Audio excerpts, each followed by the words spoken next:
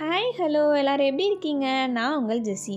Today நம்ம என்ன story பார்க்க போகிறோம்? Life of hope. வாங்க ஸ்டோரிக்குள்ளே போகலாம்.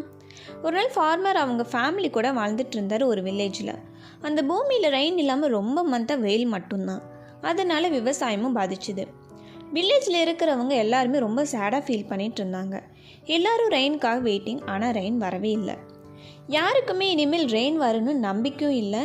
வில்லேஜில் இருக்கிறவங்க எல்லாரும் சேர்ந்து லாஸ்ட் ஹோப்பாக ப்ரேயர் பண்ணி பார்ப்போம் அப்படின்னு சொல்லிட்டு எல்லாரும் சேர்ந்து டைம் ஃபிக்ஸ் பண்ணுறாங்க.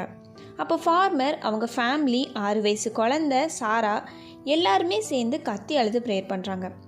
எல்லாருக்குமே சின்ன குழந்தை இருக்குது, எங்களோட லைஃப் எல்லாமே போகுது, விவசாயமும் பாதிக்குது, எப்படியாவது எங்களுக்கு ரெயின் கொடுங்க அப்படின்னு ஃபார்மர் ப்ரேயர் பண்ணுறாரு.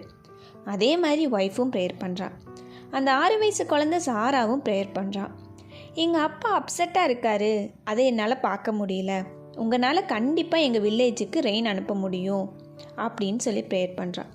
இதே மாதிரி அங்கே இருக்கிற எல்லாருமே ப்ரேயர் பண்ணி முடிக்கிறாங்க. ஃபார்மர் விவசாயம் பண்ணுற இடத்துக்கு போகிறாரு. போகிறப்போ அங்கே சாரா, நானும் வரேப்பா அப்படின்னு சொல்லிட்டு கையில் ஒரு அம்பர்லாவை எடுத்துகிட்டு கிளம்புறான்.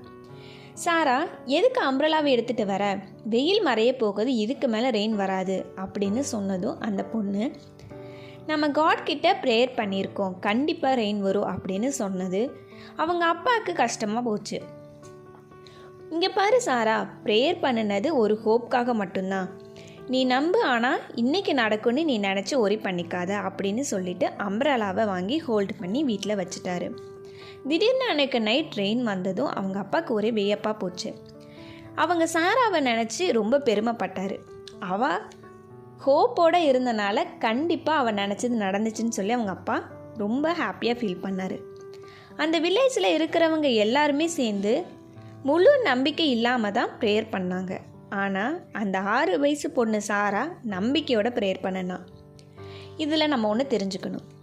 நமக்கு ஃபீவர்னால் டேப்லெட் எடுக்கிறோம், அந்த டேப்லெட் சாப்பிட்டா சரியாகும்னு நம்பிக்கையோட தானே டேப்லெட் சாப்பிட்றோம். அதே மாதிரி தான் லைஃப்லேயும் எல்லா விஷயமும் நம்பிக்கையோட பண்ணுவோம். The story reminds us that unwavering belief in ourselves, our goals or our prayers can bring about the results. Once again, this is Words of Income channel. நான் உங்கள் ஜெஸி.